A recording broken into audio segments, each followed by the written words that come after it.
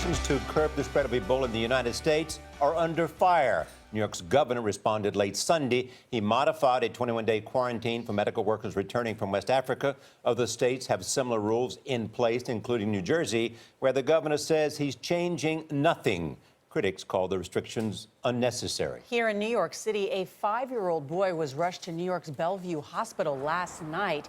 He had a fever after returning from a trip. Bill Plant is at the White House, where officials are trying to roll back the new Ebola rules. Bill, good morning. Good morning. That's right. Over the weekend, the White House pushed hard against New York and New Jersey and other states to drop the quarantine. They plan to have new guidelines to announce later this week.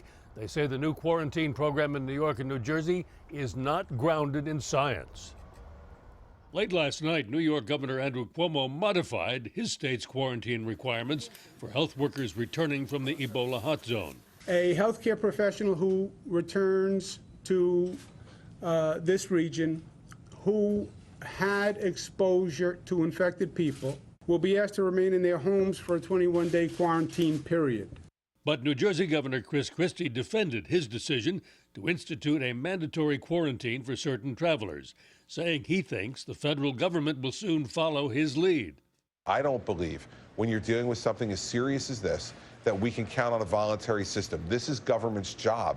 If anything else, the government's job is to protect the safety and health of our citizens. In a series of television interviews Sunday, Dr. Anthony Fauci of the National Institutes of Health called the practice draconian, and he warned of unintended consequences of a policy he said was not based in science. The idea of a blanket quarantine for people who come back could possibly have a negative consequence of essentially disincentivizing people from wanting to go there. The best way to protect Americans is to stop the epidemic in Africa, and we need those healthcare workers to do that. Nurse Casey Hickox, the first health worker quarantined under New Jersey's policy, has been in isolation at a New Jersey hospital since Friday.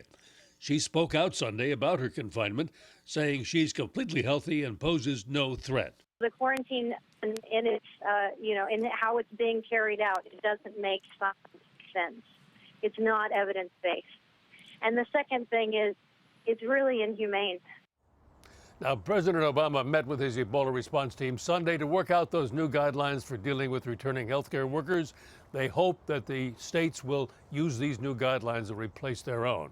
Meanwhile, Samantha Power, the nation's UN ambassador, is in West Africa this morning visiting the Ebola-stricken nations. She, too, emphasized the administration message, saying that returning healthcare workers should be treated like conquering heroes and not stigmatized for the tremendous work they've done.